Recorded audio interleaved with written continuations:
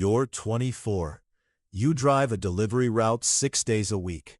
You know every porch on this route, every gap in coverage. One box changes nothing about your job, everything about your life. Tonight, the route teaches you something it was never supposed to. Level 1. The route.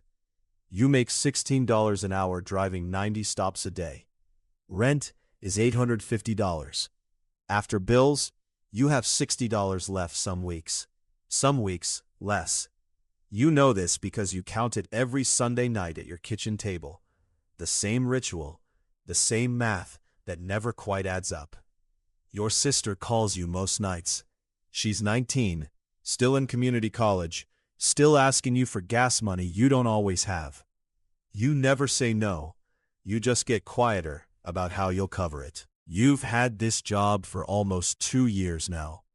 Your hands do half the work without thinking. Scan, walk, drop, drive. Repeat 90 times before lunch. The repetition used to feel like security. Lately, it feels like a ceiling you can't see past. Your supervisor mentions a raise might come in spring. Maybe 50 cents an hour, if the numbers work out. You do the math without meaning to. It barely covers a tank of gas. You nod like it's good news anyway. It's the only news you're going to get. You start picking up extra shifts on Sundays, the one day you used to keep for yourself. Your body learns to run on less sleep than it needs. You tell yourself, this is what responsible looks like. 6 months of extra Sundays gets you a slightly bigger number. The same amount left over once the bills clear. You start to understand something you hadn't let yourself before. Working harder inside this system was never going to change it. One Thursday, a package sits abandoned on a porch. 2 doors past its delivery address. Wrong house. No one home. No one checking. You almost drive past it. You don't. You put it in the van instead. You sell it for $140 to a guy named Curtis. He runs a stall at the flea market on weekends. Curtis doesn't ask where it came from. You don't tell him. That night you send your sister $60 for gas and groceries. You tell her not to worry about paying you back. It feels less like stealing, more like solving a problem nobody else was going to solve. That feeling is the first thing that changes in you. It won't be the last. Level 2. The list. 6 weeks later, you're not waiting for accidents anymore. You've started keeping track. Which streets run empty during the day? Which houses seem to get the expensive stuff? Which ones never seem to notice anything missing? You don't write it down. You just remember it. The way you remember every stop on your actual route. Curtis introduces you to someone who pays better than he does. A woman named Renata. She runs an online resale account, moves electronics fast. No questions. Decent prices. Your $140 packages become $300 packages, then $400. You start noticing your own route differently now. Streets you used to just drive through, you now evaluate. Which ones are worth the risk? Which ones aren't? It's a small shift, almost unconscious, but it changes how you see every stop on the job.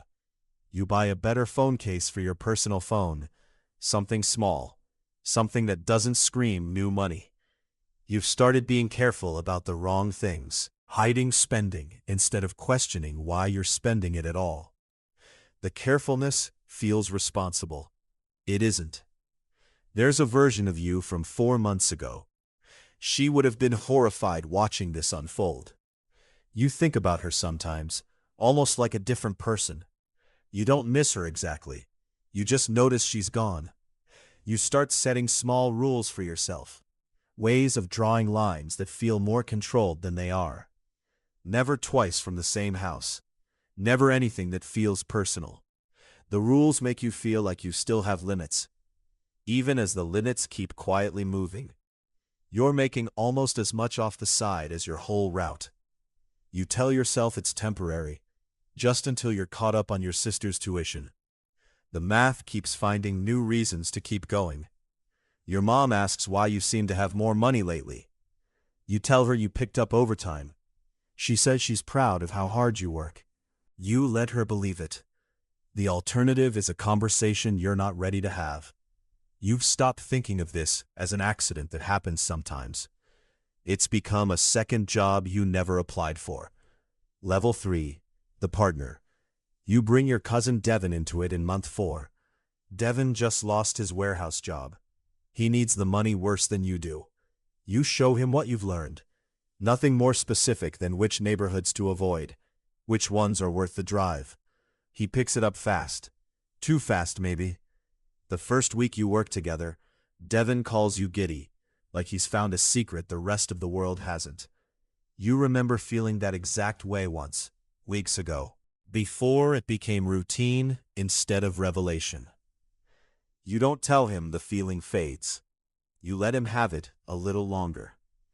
You notice yourself becoming someone Devin looks up to, the one who figured it out first, who knows the rules. You play the part because it's easier than admitting the truth. How much of your calm is performance at this point? Devin starts asking questions you don't have comfortable answers for. What happens if someone's home? What happens if a neighbor sees? You give him rules instead of reassurance. Rules are the only thing you actually have to offer. He nods, like the rules are enough.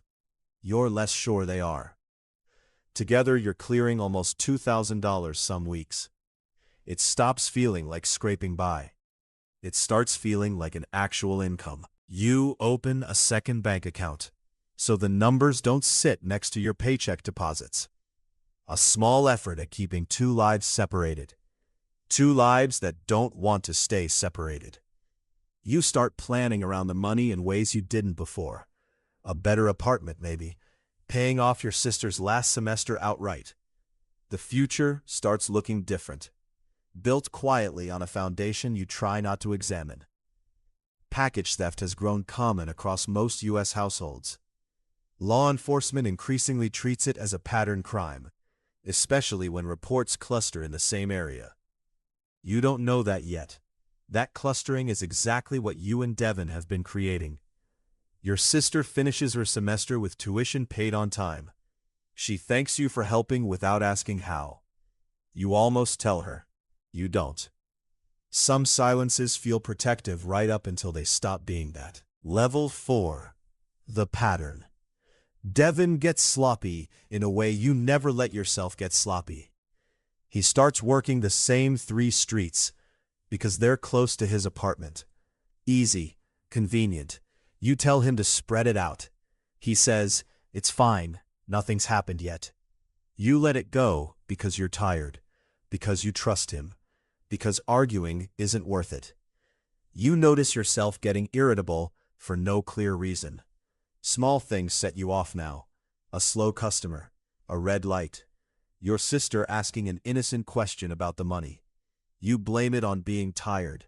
You don't examine what you're actually carrying.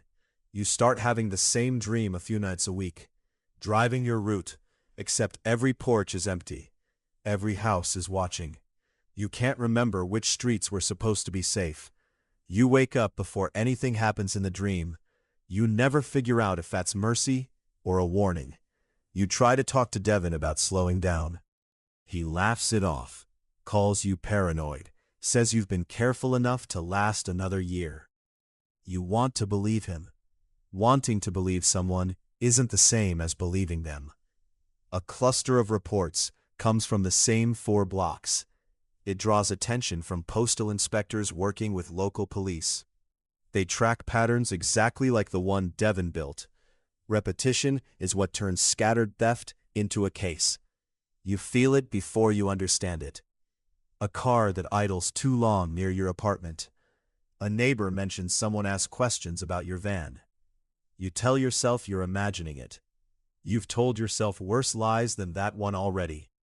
You start driving your actual route differently, checking mirrors more than the job requires, glancing at parked cars you'd never have noticed before. The paranoia doesn't feel dramatic. It feels like exhaustion wearing a different name. Your mom calls to tell you her own package went missing. A birthday gift for your sister she'd been saving for. She says she doesn't understand how people do this. You sit with the phone against your ear. You say nothing for longer than feels normal. You don't know if it was Devon's list or someone else's. You realize you don't actually want to know. Level 5. The case. The arrest comes on a Tuesday morning, before your shift starts. Devon gave them your name within the first hour. Not out of malice, just the math everyone runs.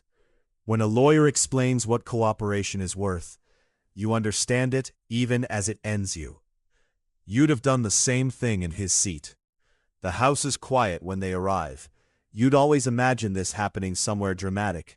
Instead, it happens in your kitchen. The same table where you used to count what was left. Your sister is the first person you're allowed to call. She doesn't ask what happened first. She asks if you're okay. Something about that ordering stays with you longer than anything else. You realize how much of this you built to protect her, how little that will matter to anyone else now. Mail theft investigations fall under federal jurisdiction. The U.S. Postal Inspection Service, one of the oldest agencies. Cases connecting theft to resale get prosecuted as federal offenses. Your resale accounts get frozen. Renata's operation gets exposed alongside yours. One case file with your name near the top. Curtis testifies. Your cousin testifies. Everyone tells the truth because it reduces their own sentence. You spend the months before trial replaying small decisions. The first package. The moment you almost drove past it. The version of that Thursday where you kept driving instead. That version of you feels like a stranger now. Your lawyer says the sentence depends on your cooperation. How much you're willing to hand over about Renata. You give them what they ask for. The same way Devon gave them you. There's no dignity in the exchange. Just the math again. You lose the driving job before you even go to trial. The company doesn't wait for a conviction. 14 months later, you're standing outside a courthouse, holding paperwork that follows you into every job application. Your sister picks you up outside the courthouse. She doesn't say anything about the tuition money. She just drives. You watch delivery trucks pass on the highway the whole way home, the way you used to watch them for a living. You wonder if she knows. You think she might have known for a while, and simply chose not to ask. Your first job after everything is at a shipping warehouse. You scan packages onto outgoing trucks for $14 an hour, less than you made driving. Every box that passes through your hands gets logged, tracked, accounted for. You never once think about taking one. Some lessons only teach you what you already knew. Too late to use.